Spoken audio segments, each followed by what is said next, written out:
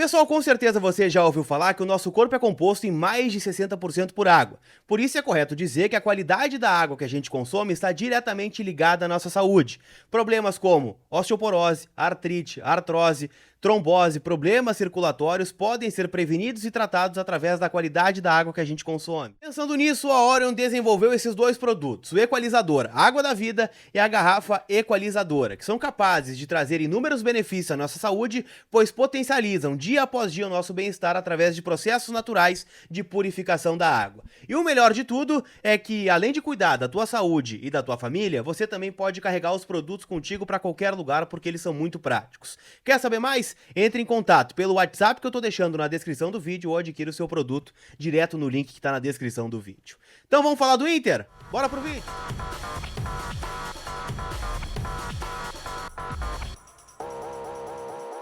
Tudo bem, gente? Vamos trocar uma ideia então, e nesse vídeo eu quero falar com vocês, claro, ainda da repercussão do empate do Inter contra o Nacional em 2-2, mas claro, já projetar o jogo do final de semana. Afinal, não tem muito tempo para ficar remoendo, né, as feridas, o empate, né, as lamentações. Já tem São Paulo e Internacional no domingo, o Inter que arrancou bem no Campeonato Brasileiro com 7 pontos em 9 disputados. Neste momento, é o quarto colocado do Campeonato Brasileiro e ingressa no G4 da competição.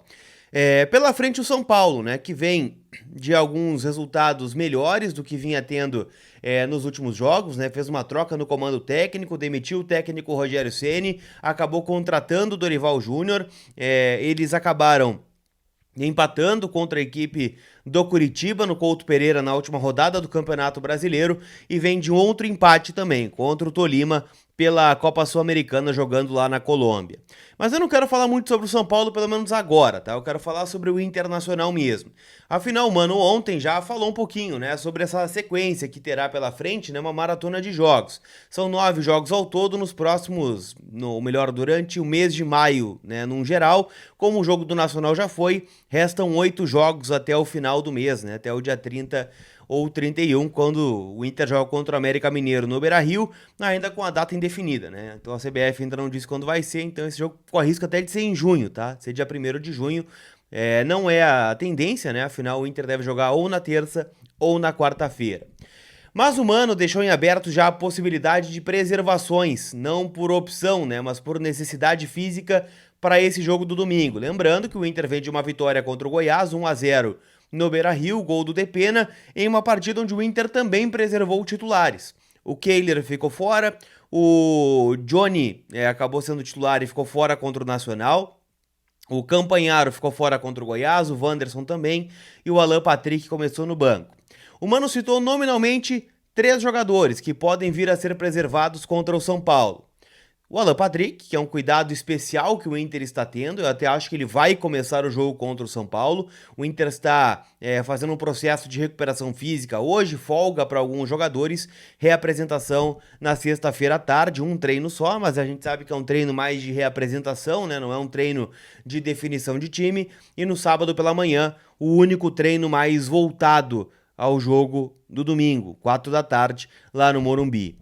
Um nome citado que pode ser preservado é o do Vitão, zagueiro que vem num longo jogo, uma longa sequência de jogos. Até que eu quero pegar aqui com vocês, tá? Vou pegar junto. Eu não fiz esse exercício antes, tá? Mas o Vitão, que para muitos falhou e para mim também ontem no jogo contra o Nacional, ele tem na temporada de 2023 20 jogos. Sabe quantos ele ficou fora? Nenhum.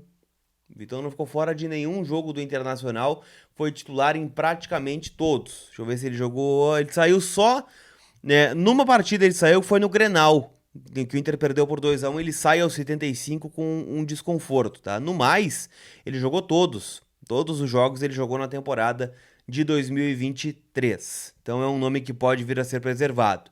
O Alan Patrick é outro, né, que eu disse, mas também jogou todos os jogos. Só saiu do banco em 2 oportunidades. Contra a equipe do São José, pela fase de grupos do Gauchão, e contra o último jogo agora contra o Goiás. E o outro nome citado é do René, né, o René, lateral esquerdo do Inter, que também vem numa sequência. O René só ficou fora em uma sequência por conta de lesão, né? Se a gente for parar pra ver, ele teve uma lesão muscular, acho que no Grenal mesmo, tá? E aí ele perdeu alguns jogos. Tô pegando aqui os jogos do René. São 18 jogos, tá? Ele ficou fora numa sequência aí de algumas partidas do Gauchão e da própria Libertadores. Lá contra o Medellín ele não estava à disposição, por exemplo. Então, são algumas partidas que o René jogou e que vem num desgaste também muscular, segundo o Mano Menezes. É difícil projetar o time do Inter, tá? O Mano sempre fala em não descaracterizar por completo a equipe do Internacional, afinal o Inter também quer ter um cuidado especial com o Campeonato Brasileiro. Falando em cuidados, em Campeonato Brasileiro, em Libertadores, Copa do Brasil, eu quero falar sobre os atacantes do Inter, né? Afinal, a gente vem batendo muito na tecla, né, que o Inter não consegue matar os jogos, né? Levar o placar 2, 3-0 para ter um pouco mais de tranquilidade. E muito se fala sobre os atacantes do Inter. Eu peguei um levantamento breve aqui para ver como tá em falta, né, os gols dos atacantes do Internacional. Vamos pegar o Pedro Henrique, por exemplo, tá? Que foi o artilheiro do Inter do Campeonato Gaúcho. Tô falando de uma artilharia que há muito tempo o Inter não tinha dentro do Campeonato Estadual.